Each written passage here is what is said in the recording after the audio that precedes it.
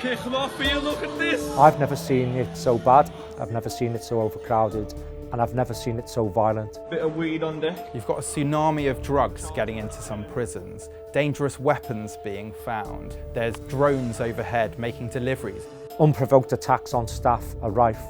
You've got staff on the front line with inadequate training. You've got a prison officer having sex with an inmate and that going viral online. This is the state of the UK's prison crisis.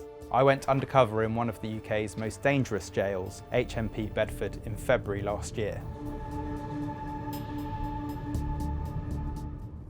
This morning, again, I walked into the prison without being searched. No one on security. I'm Morgan-Bentley, I'm Head of Investigations at The Times, and while investigating the prison crisis in the UK, I worked undercover at Bedford Prison. I was genuinely stunned at how easy it was to get the job in the prison. Essentially, no one had even bothered to Google me when I'd applied.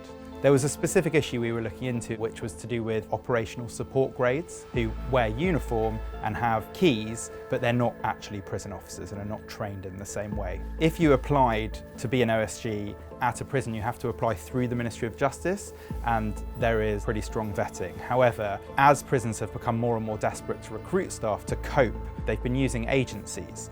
We realised that when you apply through an agency, you're not vetted to the same degree. So I applied and I used my own name and my own national insurance details, and within 3 weeks of applying, I was in the prison. This morning I arrived at the prison. There was literally no one on security. There was that one OSG at reception, showed her my ID, and then I walked through. Going undercover at a British jail, I knew things would be bad, but I wasn't prepared for just how shocking they were. This morning, again, I walked into the prison without being searched. No one on security. Just walked straight through the scanner. The scanner actually beeped because I had my keys in my pocket. I could have had anything on me when I walked in this morning. I kept checking and no one was on that security at the front, the EGS security, for half an hour. During that time, lots of other people came through, other OSGs like me, prison officers, other cleaners, loads of people who work on the site, none being searched properly. That really shocked me, and I think that's really embarrassing for the prison service and really, really worrying. Why on earth we haven't got body scanners at the gate to randomly put people through like they do at an airport? I have no idea. I've seen better security at concerts and football matches than I have going into prisons. I was employed through an agency as what was called an OSG escort. So they had lots of building work going on at HMP Bedford at the time, and while they have all these builders in, they need staff escorting them safely.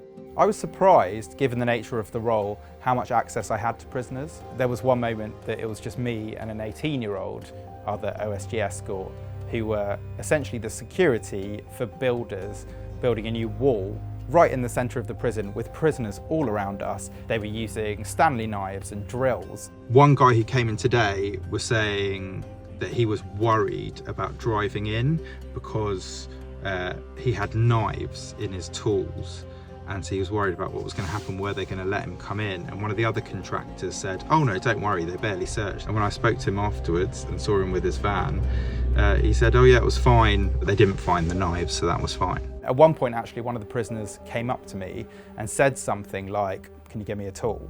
And I obviously said no, but it shocked me that I could be in the building so quickly, be around these dangerous tools, prisoners all around, and it was up to me and this 18-year-old in a similar role to stop that happening. We've got a lot of young, inexperienced staff joining the job, and a lot of people are getting conditioned by prisoners or exploited by prisons, because prisoners, on the whole, are very experienced. A lot of them have been in and out of prison for the majority of their lives.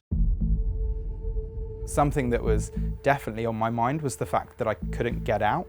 When I do undercover work, often in the back of my mind I'm thinking, worst comes to worst, it gets hairy, I can get in my car and drive away. There's one time in particular that stands out when I was waiting to unlock a door to let some builders out of the area where they were working and walk through the main prisoner area. And just as I was putting my keys in, a fight broke out among the prisoners. There's all these prison officers rushing to get to the fight and contain the situation. And I suddenly realised I'm the person with the key that is essentially protecting all these people behind me. Who am I?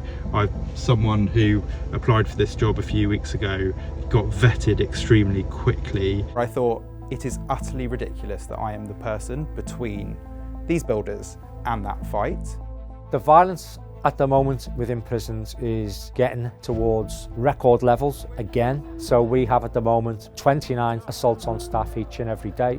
We've got more and more assaults prisoner on prisoner, and we have more and more what's called concerted indiscipline. So not a full-blown riot, but cases where mass groups of prisoners refuse to lock up, or they take over a wing and smash the wing. You cannot meet people's needs in overcrowded, dilapidated, chaotic and violent prisons. We need to improve staffing levels. I never would have thought before taking this job undercover that it would be so easy to bring in weapons, drugs, anything into this prison. It would be so easy. Unfortunately, drugs are rife within our prisons. Illicit items, mobile phones, drugs, weapons. They are rife within our prisons because prison managers are very reluctant to lock down prisoners in order for staff to search thoroughly each and every area of the prison. That disrupts the regime. All of a sudden, we're seeing drones left, right and centre flying into jails and delivering packages. Why is that? Why can't we secure the airspace around our prisons? Prisons should be stopping prisoners getting hold of drugs. And you'd think if they did get hold of them, it would be through careful, sly, nefarious means, and they'd be very careful about not getting caught. I was walking in to the main wing area with a few colleagues, and there was just such a smell of weed around. The prisoners weren't even trying to hide it.